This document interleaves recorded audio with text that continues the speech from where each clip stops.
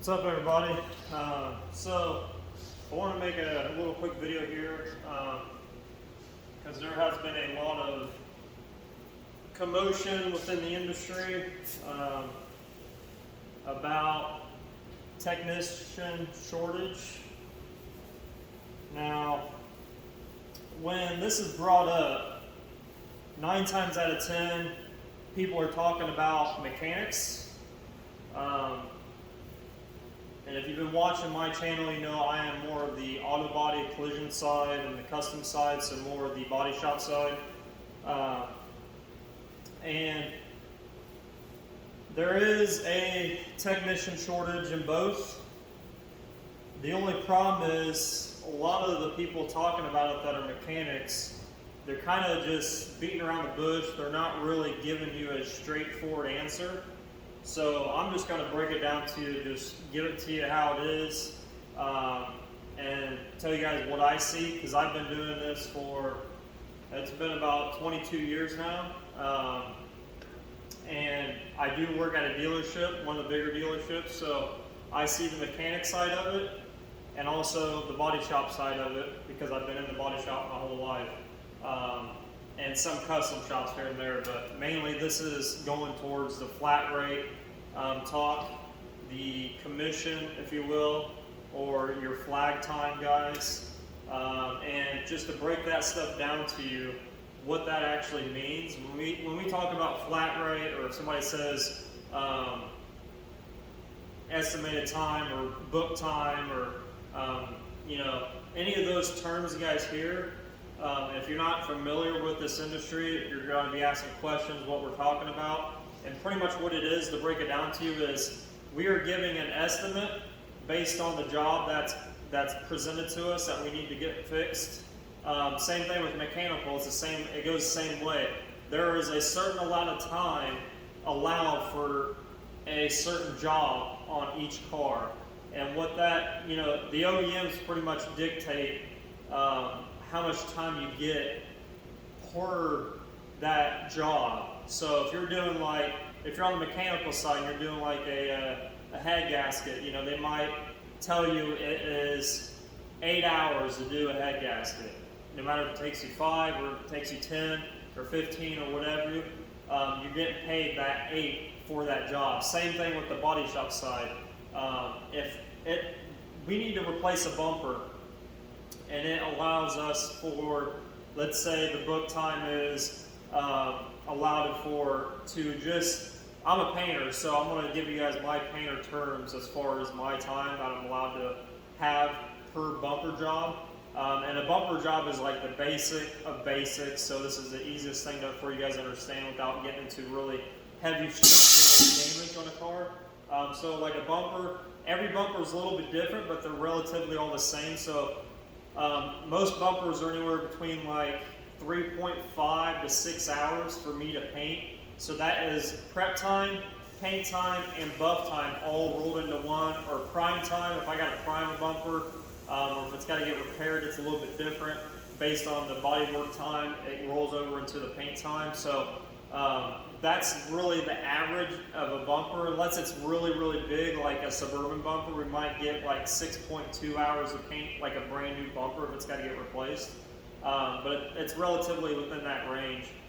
Tri-coat, they usually add on a little bit of time for tri-coat, but it's not much. It's like 0.3 or 0.5 for a bumper. It's really not worth the hassle, to be honest with you. But just to give you guys that, if it takes me 2 hours to prep it, paint it, and you know, get it back to the body guy and build it, but I'm getting paid 4 hours for it, I just earn that extra hour. Or if it's a big bumper and something happens, something messes up, and it takes me 5 hours when I'm getting paid 4 hours, I just lost that hour. So, and insurance really dictates those times, because insurance companies, if you guys are familiar with how they work, a lot of shops use a program called CCC1. So they pretty much are the ones that write those programs. So they're the ones that dictate those hours on those jobs. And they also dictate on the phone side with the estimator of how much time they're willing to pay per job or per thing on that estimate. So they can go back through and they can cut times down. They can do whatever, pretty much whatever they want, especially if you're like a DRP or you're a direct repair shop, which means that you're under contract with that certain insurance company and they're going to pretty much dictate everything that's on that estimate. They're going to go through and scrub it. They're going to probably deduct a lot. They're probably going to not allow you to add some things on that estimate per their contract. Everybody's different. Every insurance company has a different set of rules for that. So that's why a lot of people don't like doing DRPs anymore, because insurance companies are getting so bad about cutting down what we need to do on each of those jobs that they're not willing to pay for it. So a lot of technicians are not willing to, a lot of technicians are just shady and they just don't do the job. If it's not on the estimate, they will not do it. So that's just a little bit of insight, is when we talk about those terms, that's exactly what we mean. So everything is like dictated through somebody else, through a higher up. So it is really, really a pain in the butt sometimes to get what you need. Like if I need something for, corrosion protection, let's say we cut a quarter panel off, put a new quarter panel on a car, and that insurance company's not willing to pay the seam sealer time for the corrosion protection as well. They go hand in hand pretty much, because that's what seam sealer is doing. It's sealing everything up for corrosion.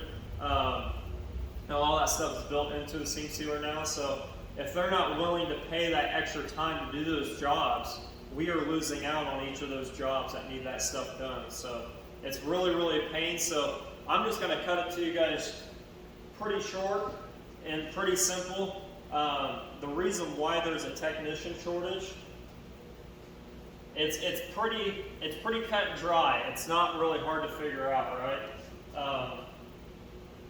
There's two things that we need, or there's two things that go on that we need. One we need, the other one is what we have to deal with. So the first one is money.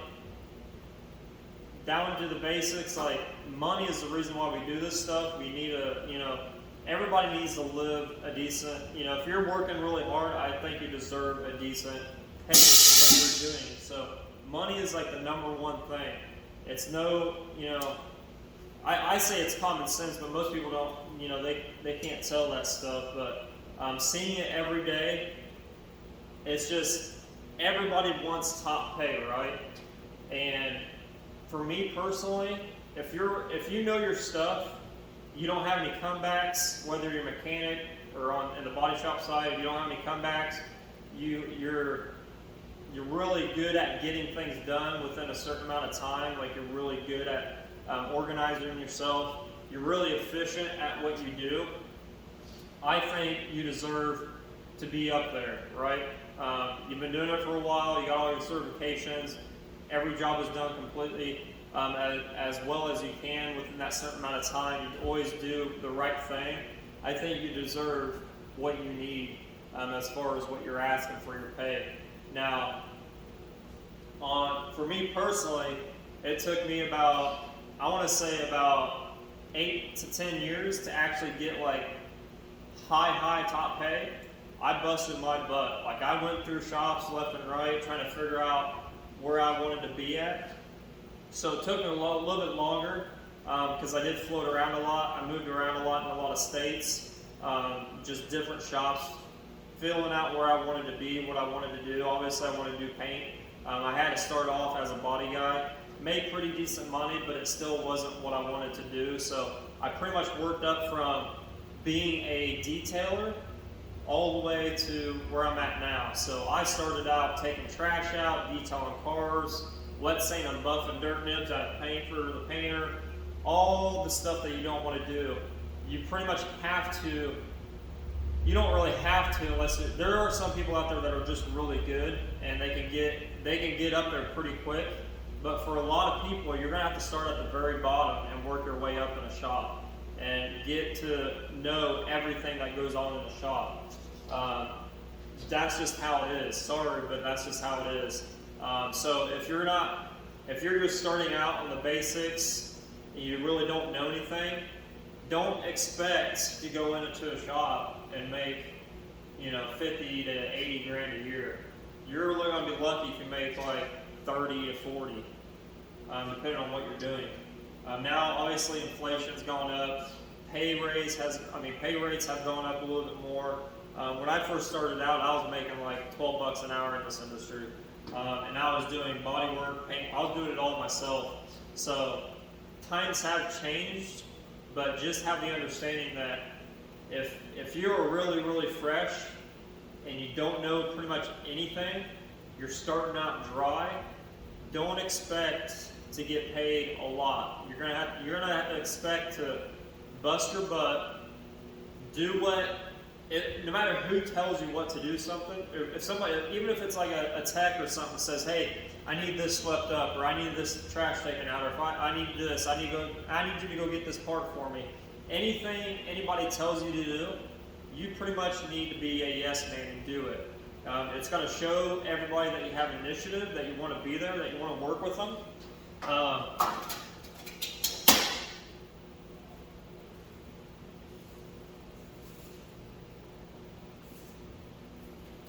I'm just cutting this out right now, so sorry for the delay or the hold up, but just explain what I'm doing here real quick. These are where the like the AC lines and the AC canisters set in, and I'm deleting them, so I'm just making a template real quick. So a little bit of pause right there, but you always want to make sure that you are a yes guy starting out. It's going to show them that you want to be there, like I said. But if you're one of those guys where you just picked it up really, really fast, you already started buying tools, you already started taking that initiative, and you know like pretty good amount of what you need to do on everything. Like you already know pretty much the basics is what I'm trying to get at. You can expect to have a little bit higher pay scale, or you can go like right now. It's kind of weird, especially on the body guy side, even the mechanic side. It's kind of weird right now because you can pretty much name your price almost. And I've seen some guys get paid $30 an hour. I've seen some guys walk in at $20, $21 an hour. It just really depends on what you know and who you know, especially in my area. If you know somebody and you're really good, you can get up in that $30 range. Mechanics are a lot more because they're obviously not going to turn as much as what a body shop guy would. So they do get paid more per hour, but it's all relatively the same, right?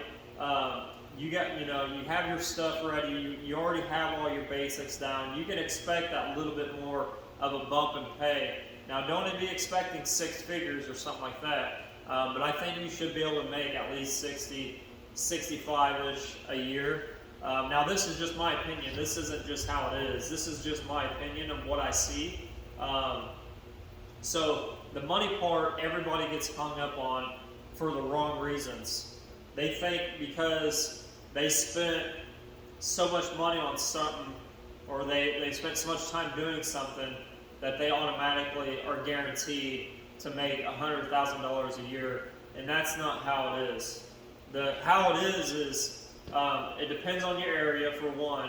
Like if you're in a bigger city, you might be able to get bigger pay. If you're in a smaller town, you're not going to get paid that much. They're probably going to put you on hourly instead of a flat rate technician pay style. It just all depends on your area, really. But don't expect really a lot first coming into it, but set yourself up to where 6 months or a year down the line, your employer knows that, hey, I'm in this because I want to be here and this is what I want to do for a living. So I'm going to expect something out of the employer as well back within me showing them that I can do this type of work. Because I'm going to tell you right now, I'm going to say about 90 to 95% of people that come into this industry, even the mechanic side, they cannot do most of the stuff that they're going to ask you to do. I've seen guys get hired in more than 40, 50 times across my career where they come in, the younger generation, and most of them are right out of high school, so they're pretty fresh, never been to college. They expect the world, and all they want to do is sit on their phone or take a nap, go hide in a car somewhere, and all they're pretty much asking them to do is to clean the shop, wash the cars, take the trash out, organize parts, make sure the cars have parts with them that are correct parts. Pretty much the very, very basics of working, your entry-level job anywhere. And they can't do that. And I'm not knocking the younger generation just to make fun of them or knocking them to knock them. This is reality, is these guys do not want to put any effort into anything. So them walking in expecting $50, $60, $70, $80,000 a year it's outrageous. Like, you're not going to get it. I mean, you're going to be lucky if you're going to get 30 if you're that type of employee, or you're going to be lucky to stay there for a month or two. So if you're a younger guy and you really want to get ahead of the curve, get ahead of your peers, let's say, all you have to do is outwork them. Do everything everybody tells you to do. Show initiative, and you'll start rolling into that position of if you want to be a tech, that body guy or that mechanic's going to realize that you're hustling, and they're going to probably reach out to you rather than you reach out to him, because they're going to see how you work and how your work ethic is. Same thing, if you want to be a painter or whatever, those guys are pretty much going to, I think the bodies, either way, like a mechanic or a body shop, no matter if you're a tech in either one, those guys are going to give you a hard time. That's another thing too, is expect to have a hard time. They're going to, if they really like you, they're going to play pranks on you. Don't take it personally. Kind of play back with them, because they are going to give you a hard time. So, but that's an indicator that they like you. So those guys are probably going to reach out to you if you're what I just explained, and your work ethic is there. Those guys are going to reach out to you, and you're going to be taken under their wing a little bit. So if you're, like I said, if you're wanting to get into this and you are into a shop, those are the things that you're going to have to do to show everybody that you're really in it to win it. And you'll move up a lot faster, no matter if you have the skills or not. The skills can be learned along the way, but you are going to get there a little bit faster. So always, kind of find your guy in the shop that you think that you'll get along with, and kind of gravitate towards them a little bit. So yeah, money part, that's number one. That's the biggest thing out of everything, right? Everybody wants a big pay scale. A lot of people don't deserve it. You're going to have to show it. This is a trade. No matter if you're on the mechanic or the body shop side, it's a trade, so you're going to have to show your initiative and your work ethic to get to where you want to be. And it's not going to happen really quick. It's going to take a few years. So expect that. It's not instant gratification unless you're just on it, like I said earlier. If you're on it and you're one of those guys and you know somebody really, really well, and they know you or they know your family, you can move up pretty quick.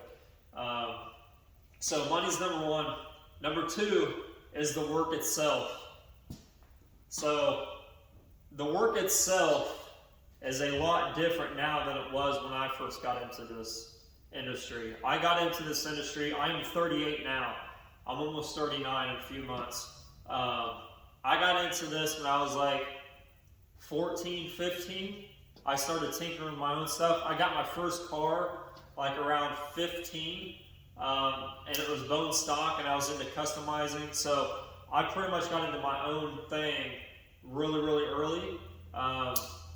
So cars back then are a lot different as far as what they are today. And what I'm talking about is today there is a lot of electronics on cars. Everything is controlled by a module or a computer, and it just makes everything a really big pain in the butt.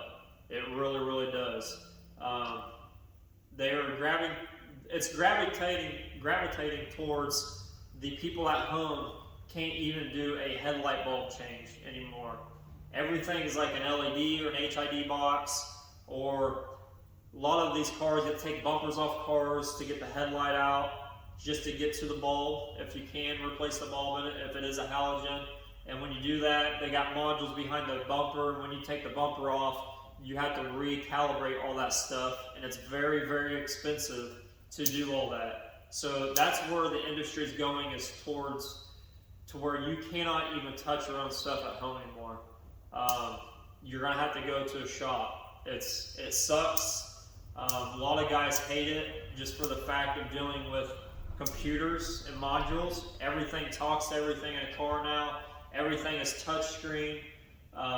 Back when I first started, we still had 6-disc CD changers in cars. My car had a 12-disc in it. I think a 12 or a 6 or something like that. But we still had CD players. We still had cassette tapes. Everything. You know, we didn't even know our tire pressure. When our tire was low, we just had to feel it or look at our tires every time we went to go drive our car to see if they were low or not, and just check them periodically. Nowadays, your pretty much your instrument cluster will tell you your oil pressure, your oil capacity, the life of the oil, the tire pressure. It'll tell you everything about the car without even doing anything. So all that stuff gets really, really expensive on a car. Headlights, taillights all have LEDs or HID boxes in them, which get really, really expensive, and where you can't even do it yourself. And don't even get me into these electronic cars, electric cars. Those things are just wired to the gills with things you can't even touch it. You got to go to that dealership to be able to touch it, to have a certified tech work on it. So technicians, why does that hurt the technician? Well, for one, it's a hassle. There are steps you have to take in order to program a certain car. Every car manufacturer is different too on this. So you have to do certain things. You have to go through certain hoops. You got to do certain processes to get that to work again. Or you have to document it. Every car, like on the body shop side, every car gets pre-scanned and pro-scanned. What that means is when that car first comes in, before it's even touched, it is gone over with a marker. Everything's written down, and it's getting scanned, which means we're hooking up a scanner to that OBD2 port, and we're scanning that car to see if there's any faulty modules in that car or any lights that's going to come up that's not shown.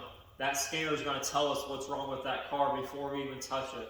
It's going to get saved, it's going to get documented, and then once the car is done, we're going to do the same thing. We're going to run that scan to see if it comes back the same or if it fixed anything.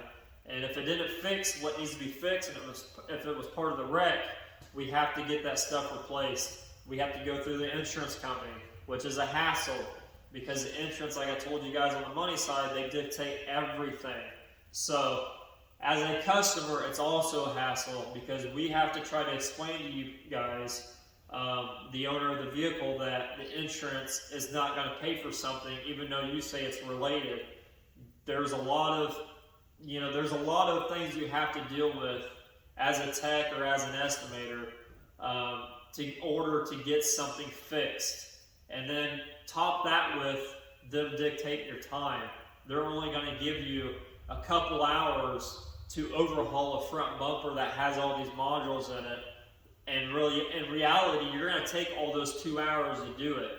Now, on flat rate, you should be able to do 50% more than what you're actually there for. So if you're working 40 hours, you should be able to do at least 80. So most shops, guys work 40 hours. Most guys can turn anywhere from 80 to 120 hours a week on flat rate.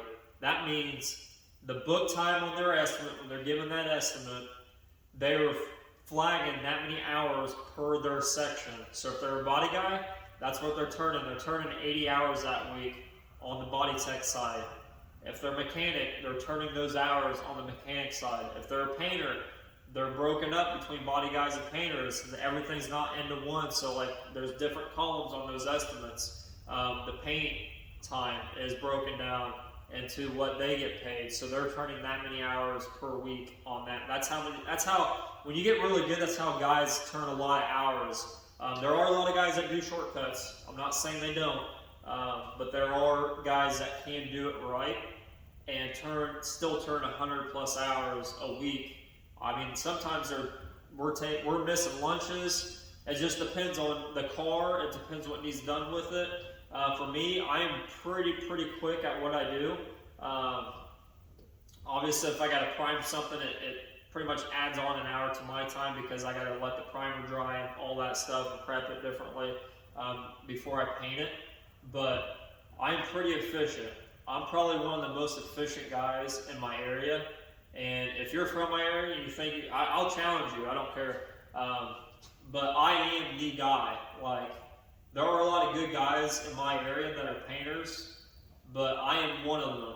And I am very fast at doing things correctly and knowing what to do before I even get the car. That's the thing is, as a painter, I can look at a car when it comes in before the body guy tears it down, and in my head, I know exactly what I need to do to that car to get it painted after he fixes it, right? So I'm already 10 steps ahead in my head of knowing what to do. I've just been doing it that long, and paint's paint, right? Not really, but every manufacturer is a little bit different. So the process, I am pretty much a robot. My process is the same no matter what, because I am messing with the paint side of it. So I am very efficient. So I can turn, if you give me 200 hours, I can probably turn 180 in a week. Now, if you're working with a bunch of DRPs, that work is going to get dwindled down by the estimate. They always cut the painter's time down before they cut the body tech time down, because the painter's time, hourly wise, is more than the body tech side. So the insurance companies are going to cut my time down before they go to the body tech side and cut their time down, which really sucks. But this is why I'm so efficient, because I've been in this business so long that I've realized that I need to be faster and more efficient than what that time is going to give to me. So if a bumper job is going to take me if it says I get 4 hours, I'm rushing to get that thing done in 2. I don't care if I'm skipping lunches, if I'm running around with a monkey with my head cut off. I don't care. I am pushing myself. I am beating myself to death to get that 2 hours. And a lot of times I hit it just because I've been doing it long enough. I know the colors really well. I know how to prep things really well, pretty quickly, and not have 0 comebacks. So there's a lot of the workload that is killing the guys in this industry, because the times are getting cut, the electronics are getting crazy, and it's just, these younger guys don't want to deal with it, because you really do have to work. Like, when I say you have to be a hustler, you have to hustle. There is no two ways about it. Like, you're either going to work your butt off and make a good living, or you're not going to get, or you're not going to get work, and you're just going to drown yourself, and you're probably not going to last long in that shop. That's just the way it is. Managers see it. Everybody sees it. So if you're a slacker, if you're slacking on a job and you're taking too long, and there's 6 other body techs in that shop, or there's another painter, you might have another painter with you. There might be 2 painters in a shop, and a couple of preppers. They're going to give that other guy that workload, because that other guy is more efficient than you and wants to turn more hours. So they're going to give that work to the other guy. I know it's not particularly right, but that's just the reality of working in a shop. No matter if you're a mechanic or in a body shop, they're going to give that work to the other guy, because they are more efficient. That car's going to get done quicker, and the customer is going to be happy. Or you just might not do good work, and they don't like you because you don't do good work. It's not that they don't like you as a person, it's just they don't like your work, so they're not going to give you that job because you're not really good at doing that job, so they're going to give somebody else. So there's a lot of factors, and there's some politics in it, and working in a shop. It's just the nature of it, and a lot of these younger guys don't want to deal with it. They look at these cars that have these electronics on them, and all the bolts and stuff they put in these bumpers and these doors and everything now, and how you're supposed to take these doors apart, and anything with a car now is just a headache. It's just the work itself is a headache compared to what we had to deal with back in the day. Back in the day, like, my first car was a 96 Honda Civic. Like, that thing was basic. It was so easy to work on. You could take a bumper off in like 10-15 minutes. You could tear it apart completely. There was nothing inside of bumpers. There wasn't like millions of drills, millions of pieces you had to snap in or snap off of it. They were just very simple. That's how pretty much every car was back in the day. They were very, very basic, and that's kind of what we got away from as far as like manufacturing goes. Is we got everything so complicated now that it's not even fun to work on anymore. Nobody wants to learn this stuff because it's a pain in the butt. So that's just my opinion, but it is what I see out there. Those are pretty much the two main reasons why people do not want to work in this industry. Ford's come out and said that there's thousands of jobs for mechanics right now that they cannot fill. And I'm going to tell you right now, on the mechanic side, especially if you're at a dealership, I'm at a dealership, so I see it. We get it too in the body shop, and that is warranties. Warranty jobs are a killer. If you are not efficient at all, those warranty jobs are going to pretty much ruin your entire week for your pay. On the mechanic side of it, you're dictated very, very little amount of time to do a warranty claim. And it's not even done by the insurance company or by the shop itself. It is done by that manufacturing company. So if you're at a Chevy dealership, Chevy is dictating, they are taking one of their top guys and they are putting him through the paces behind the screen.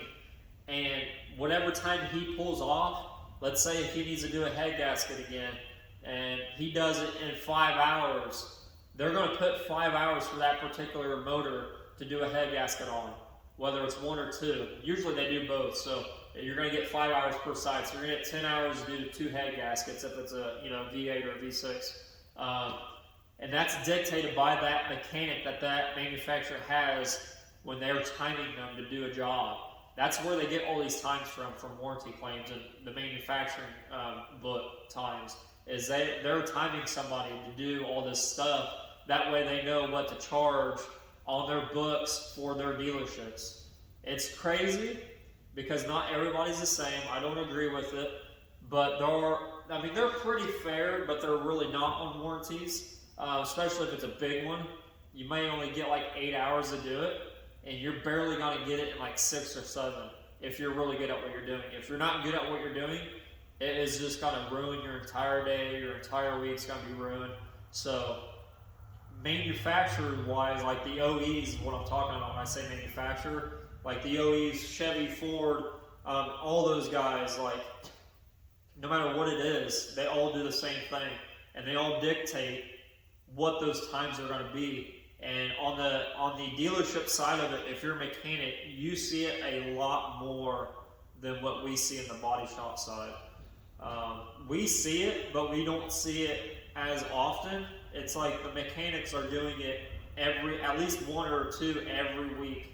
We do it like every few weeks. We might get 1 or 2 that we get done as far as warranty claims go, being in a dealership. So there's a reason why these manufacturing dealerships cannot find technicians, is because people are smart, they're figuring it out, they're figuring out that it's a waste of time, all the hoops you got to jump through being a mechanic, and they don't want to do it.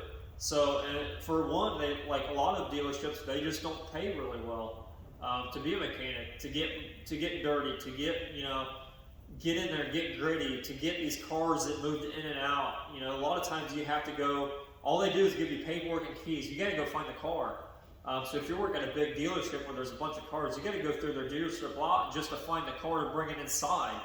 Let alone if it's raining, if it's snowing, you got to deal with the wet, the cold. If you got to do like an oil change, let's say, you got to go get the paperwork. You got to go to the service department.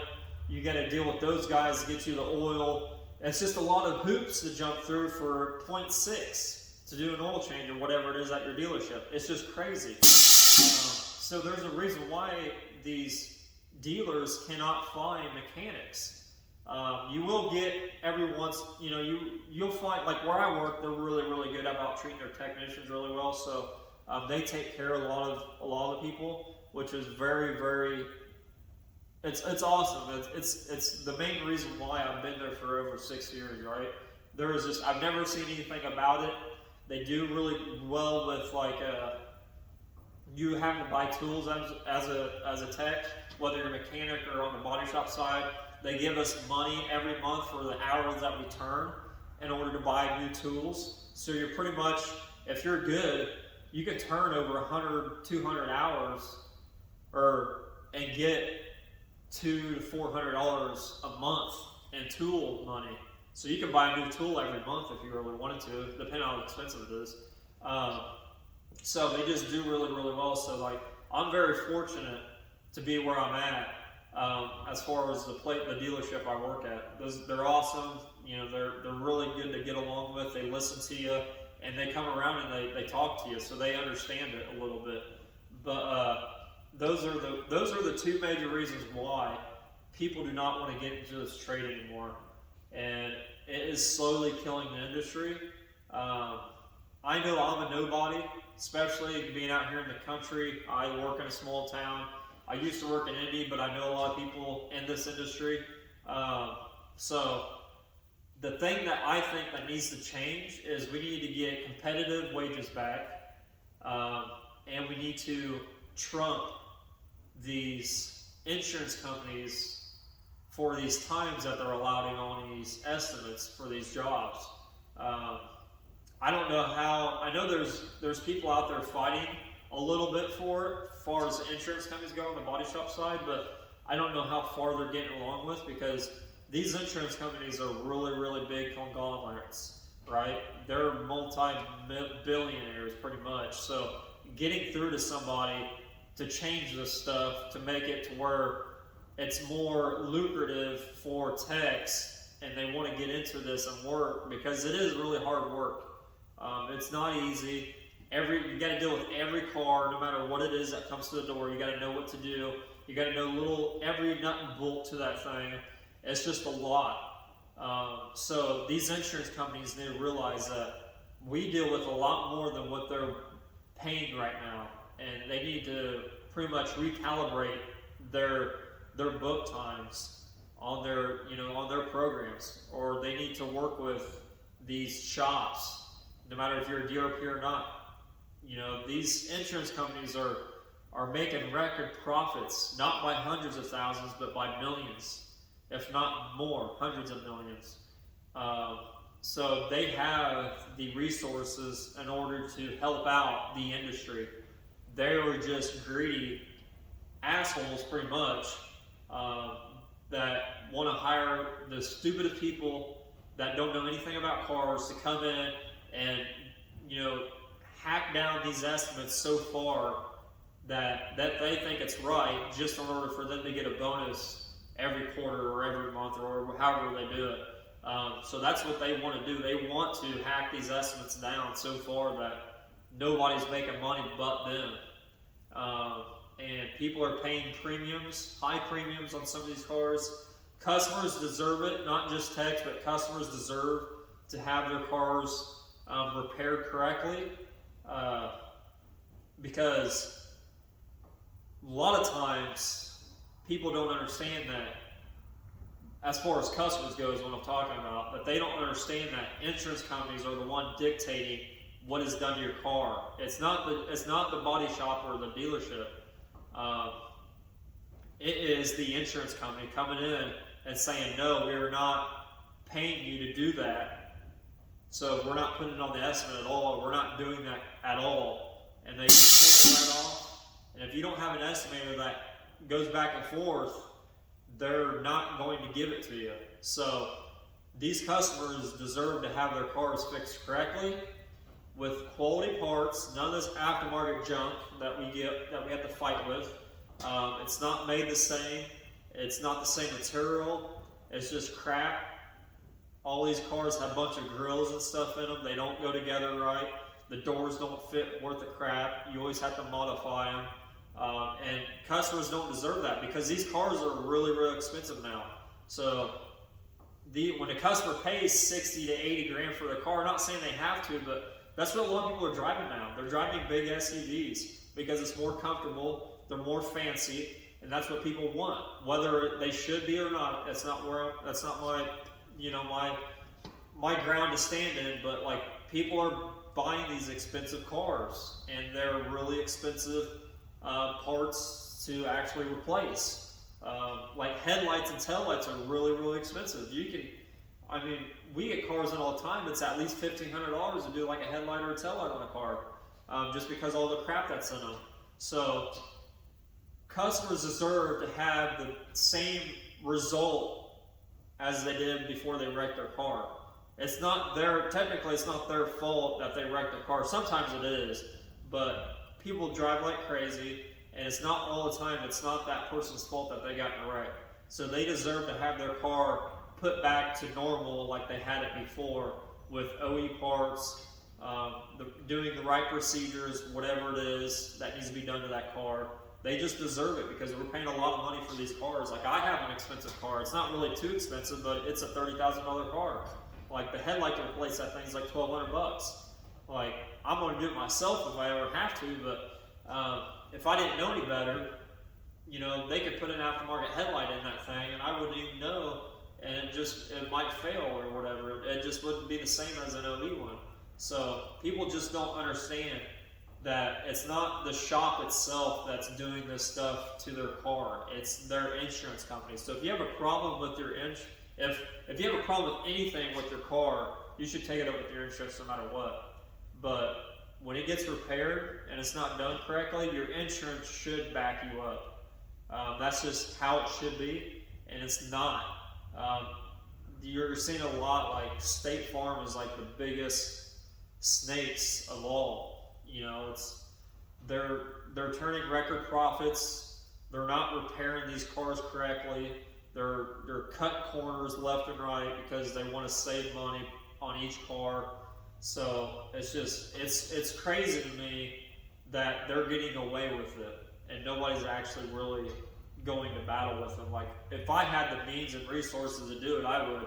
Even though I'm not really that person to do it, but like, it makes me so mad working on some of these cars and reading these estimates and then going back and forth with my estimator, and they're like, yeah, that's just that's just what they're paying. They don't want to do anymore. They're not paying anymore. They're not going to add that on, that you need that. So they're just not going to do it. It's like, it makes me so mad, because I'm the one that is putting my hands on that vehicle to try to fix it.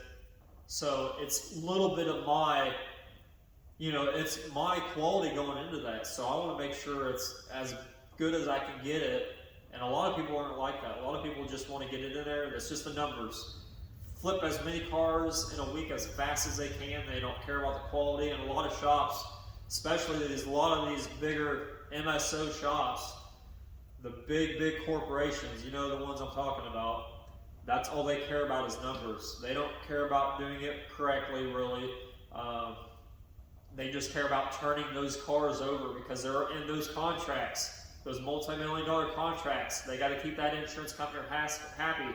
And a lot of times those companies are inside that shop. So it's just a lot that those body shops have to keep happy in order to keep their contracts, because they're feeding them millions of dollars of work every year.